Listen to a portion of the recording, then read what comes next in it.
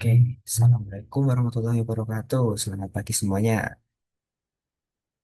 Nah, sebelum kita mulai pelajaran kita pada hari ini, saya akan perkenalkan diri terlebih dahulu. Nah, nama saya itu Eka Pramudiatama dengan NIM 23050909045 sebagai pengajar kalian pada mata pelajaran basis data kita pada pagi hari ini. Nah, sebelum kita mulai, kalian bisa memanggil saya Mas Eka ya. Nah, oke, jadi ada yang tahu kita akan belajar apa hari ini? Nah, jadi pada hari ini kita akan belajar tentang basis data, yaitu pengenalan dasar-dasar perintah SQL. Oke, nah ini kan saya akan share PPT-nya terlebih dahulu.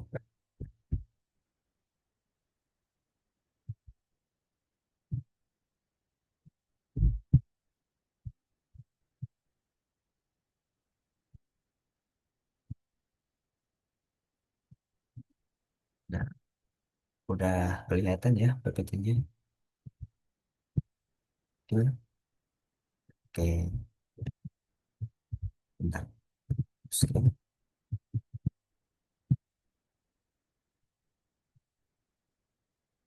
Sip. Nah, jadi kita akan membahas tentang pengenalan SQL dan perintah-perintah dasar yang ada di dalam SQL. Nah, sebelum kita masuk ke materinya nih, ada yang tahu nggak apa itu SQL? Oke, oke, langsung kita masuk ke materinya ya. Apa itu SQL? SQL adalah singkatan dari struktur Query Language, yaitu adalah bahasa untuk mengelola sebuah basis data. SQL ini digunakan dalam sistem basis data yang berrelasional. Data basis data relasional ini disimpan dalam bentuk tabel, ya, teman-teman sekalian. SQL juga membantu kita untuk berkomunikasi dengan basis data. Nah, apa maksud dari berkomunikasi ini? Nanti kita akan bahas ke section atau bagian selanjutnya. Oke, bagian selanjutnya nih, fungsi dari SQL. Nah, jadi fungsi SQL ini ada beberapa yang bisa dilihat pada slide sekarang ini, yaitu yang pertama, membuat basis data. Membuat basis data atau membangun struktur basis data baru, yaitu dalam bentuk tabel, indeks, dan pandangan. Membuat basis data ini seperti apa? Nah, misalkan pada sebuah minimarket yang ada memiliki banyak barang. Nah, barang-barang ini akan minimarket ini punya sebuah basis data yang telah dibuat. Nah, basis data ini digunakan untuk menyimpan eh, stok barang, harga barang, terus riwayat jual beli yang ada pada minimarket tersebut. Nah, selanjutnya fungsi utama SQL yang kedua itu ada memperbarui data. Apa sih maksud dari memperbarui data? Nah, jadi tadi kan misalkan sebuah supermarket ya, minimarket, maaf, itu sebuah minimarket itu ada barang-barang yang akan di restock atau stoknya sudah habis. Nah, data ini akan diperbarui ketika super minimarket ini merestock barangnya. Misal eh, telurnya habis nih. Nah, eh, atau beberapa jajanannya habis nih. Nah, itu akan menambah, akan di restock, kemudian data yang di restock ini ditambahkan diperbarui ke data. Ini memastikan informasi data tetap akurat. Jadi, misal tadi telurnya di restock kembali, yang sebelumnya habis, nah itu sudah bisa diperjualbelikan kembali. Yang kedua apa? Mengambil data atau mencari informasi secara spesifik. Nah, tadi kan misal dari supermarket ada sebuah jajanan ya. Sebuah jajanan itu kan kalau di scan code barnya akan menampilkan harga atau beberapa informasi dari barang tersebut. Nah, itu digunakan untuk mengambil data yang dimaksud dari mengambil data itu. Dan keempat, menghapus data. Nah, setiap barang atau setiap barang atau benda yang ada di supermarket itu memiliki beberapa kode ID. Nah, kalau eh, semisal ada barang yang oh ini sudah expired, nah maka itu datanya akan dihapuskan. Nah, seperti itu contohnya. yang nyata. Selanjutnya itu adalah jenis perintah SQL. Nah, jenis perintah SQL ini ada tiga ya, kalau tidak salah. Yang pertama itu kita akan bahas tentang Data Definition Language atau DDL. DDL ini digunakan untuk apa? Digunakan untuk mendefinisikan struktur basis data. Nah, perintah ini mempengaruhi skema basis data secara krusial ya. Karena itu yang pertama adalah create. Create ini digunakan untuk membuat sebuah objek dalam basis data. Bisa tabel, bisa database, bisa view, atau beberapa eh, yang lain yang nanti akan kita pelajari pada sesi praktikum. Nah, selanjutnya adalah drop. Drop ini digunakan untuk apa? Seperti yang ada di PPT, digunakan untuk menghapus objek pada basis data atau tabel. Nah, misal contoh drop penggunaannya itu pada tabel. Jadi misal kalau ada sebuah tabel yang sudah tidak digunakan dalam sebuah basis data, bisa di drop menggunakan perintah atau sintaks ini. Oke, lanjut ke jenis perintah SQL yang selanjutnya, yaitu DML atau Data Manipulation Language. Nah, di sini ada manipulation yang seperti teman-teman rekan-rekan atau rekan-rekan ketahui, manipulation, mengendalikan atau memanipulasi data. Ini bisa mengubah isi tabel yang sudah ada ya. Nah, yang pertama itu adalah insert. Insert ini apa? Digunakan untuk menambah baris baru atau data baru kepada tabel tersebut.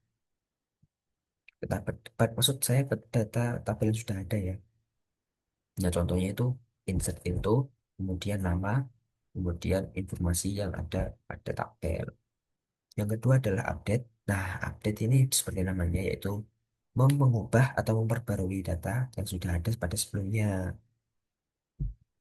Yang ketiga itu adalah delete atau menghapus baris data yang sudah ada atau yang telah dibuat.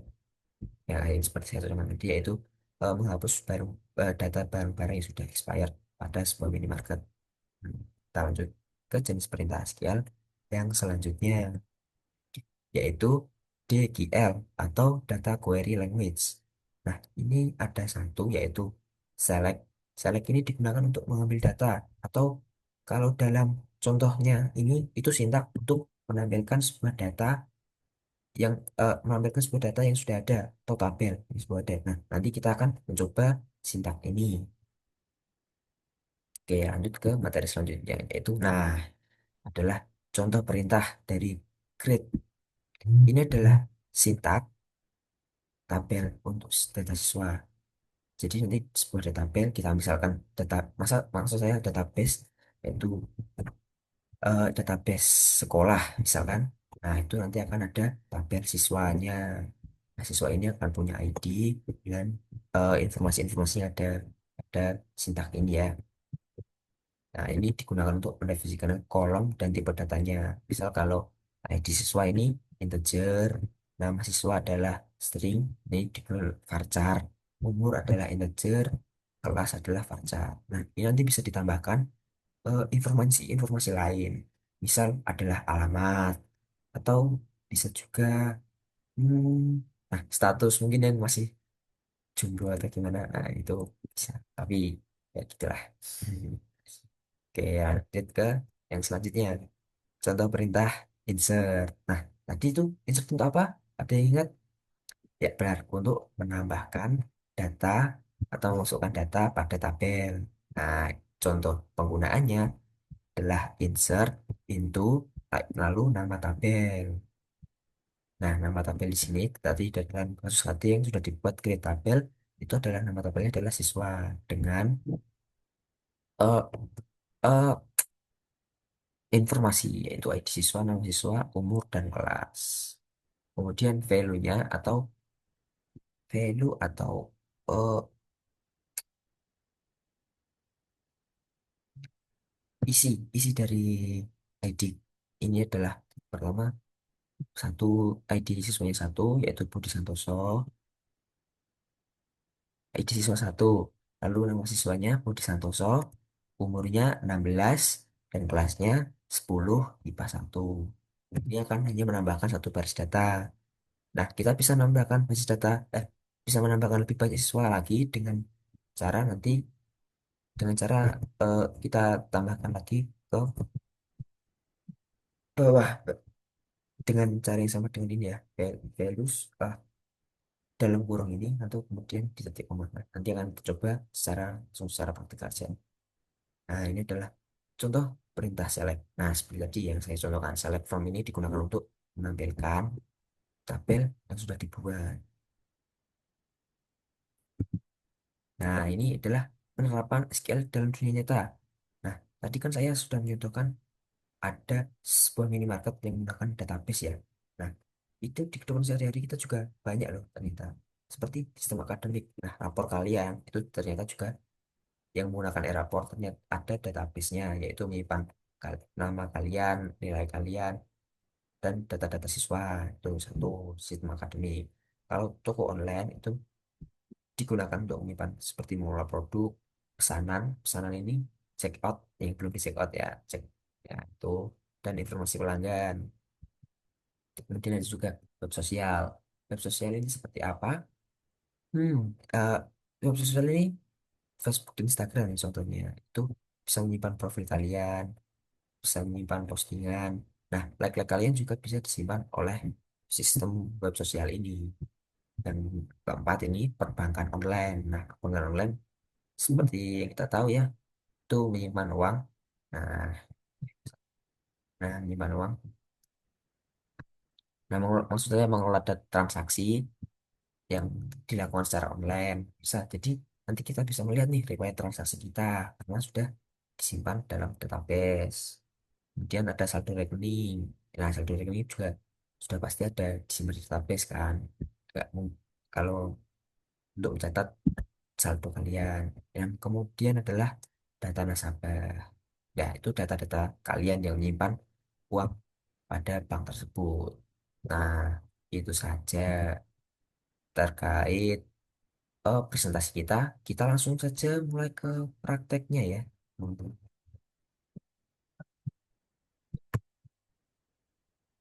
Nah, ini tuh kita akan menggunakan website atau platform SQL online.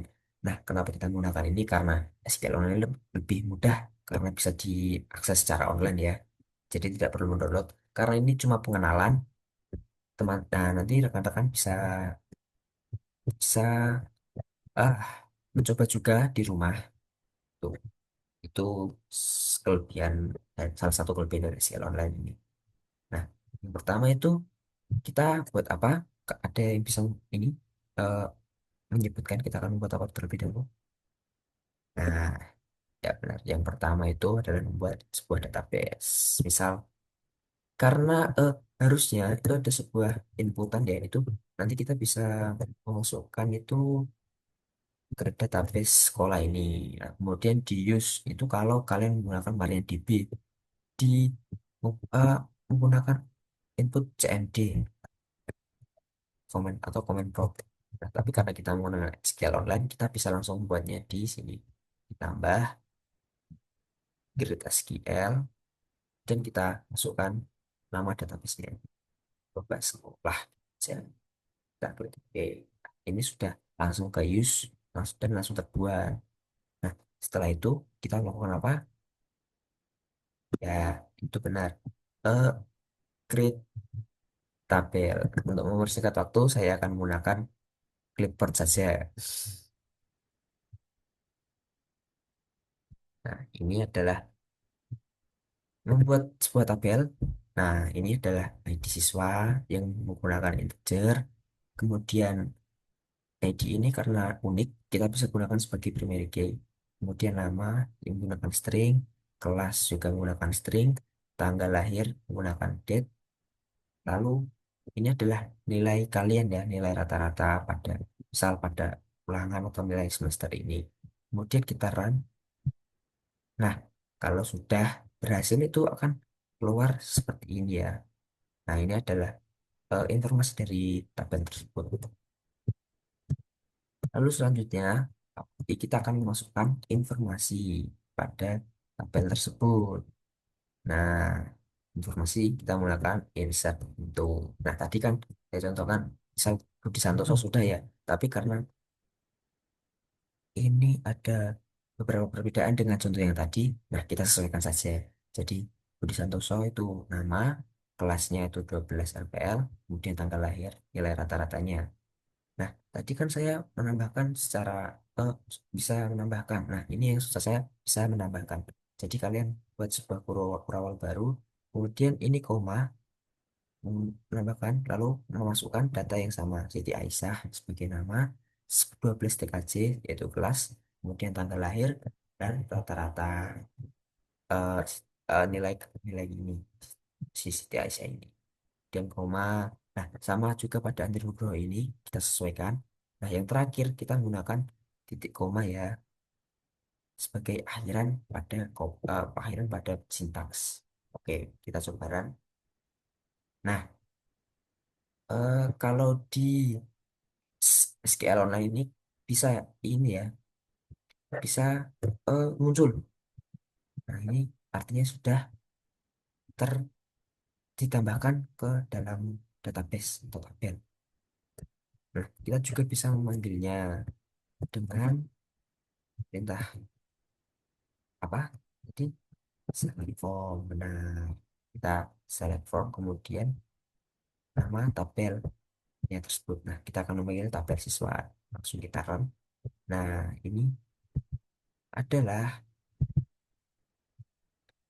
ini adalah eh, tabel yang sudah kita isi tadi. Nah, Budi Santoso, Siti Asiyah, Andi Nugroho, dan Dana Putri. Nah, karena kita tadi lupa atau tidak menambahkan ID siswa akan eh, nol atau tidak ada. Gitu. Nah, itu saja eh, presentasi yang akan saya tunjukkan. Nanti kalian bisa melanjutkan kegiatan belajar ini dengan menggunakan tugas atau soal yang akan saya bagikan nanti. Nah, soal ini akan dikumpulkan sebelum jam selesai. Kemudian dilanjut ke praktikum. Nah, praktikum ini saya akan membagikan modul ajar. Begitu, begitu saja. Terima kasih. Sepertinya. Wassalamualaikum warahmatullahi wabarakatuh. Tetap senang.